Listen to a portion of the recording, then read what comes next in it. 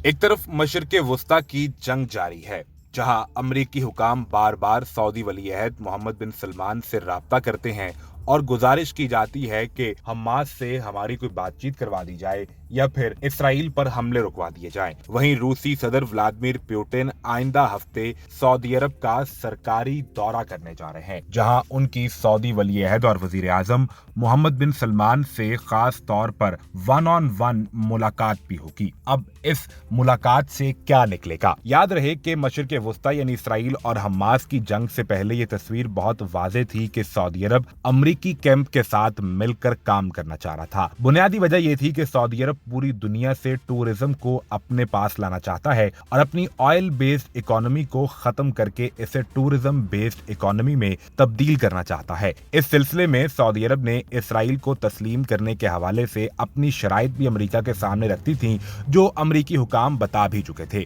लेकिन अब मशरिक़ वस्ता की जंग के बाद हालात और तनाजुर मुकम्मल तौर पर तब्दील हो चुके हैं। ऐसे में रूस और चीन मिलकर ये चाहते हैं कि अरब ममालिक का ग्रुप हमारे साथ मिलकर काम करे और पूरी दुनिया में तेल की मार्केट की डील चूंकि अमरीकी करेंसी डॉलर में होती है, यही वजह है कि पूरी दुनिया के ऊपर डॉलर का एक तसल्लुत मौजूद है। लिहाजा वो सऊदी अरब को ये भी ऑफर कर सकते हैं कि ओपेक के जो मसाइल तेल के हवाले से रूस के साथ हैं, इन्हें मिलकर हल करते हैं और आप अपने तेल की मार्केट को अमरीकी डॉलर के तसल्लुत से निकालिए, इसे ओपन मार्केट बना दीजिए, या फिर हम इसके हवाले से मिलकर कोई तरीकेकार तय कर सकते हैं। मुमकिन तौर पर रूसी सदर व्लादिमीर पुतिन की मुलाकात का पहला और टॉप एजेंडा यही होगा। जबकि दूसरी जानिब मशरिक़ वस्ता की जंग के बाद अब आइंदा कुछ अरसे के लिए तो सऊदी अरब इसराइल को तस्लीम नहीं करने वाला, क्योंकि मुसलमानों के अंदर इस हवाले से मजहबी जज्बात बहुत ज्यादा भड़क जाएंगे। लिहाजा चीन और रूस ये चाहते हैं कि वो सऊदी अरब को अपने कैंप के अंदर ले आए। इससे अमेरिका को ऐसा धचका मिलेगा कि अमेरिका की मोनोपोली इससे काफी हद तक कमजोर हो जाएगी। अब अगर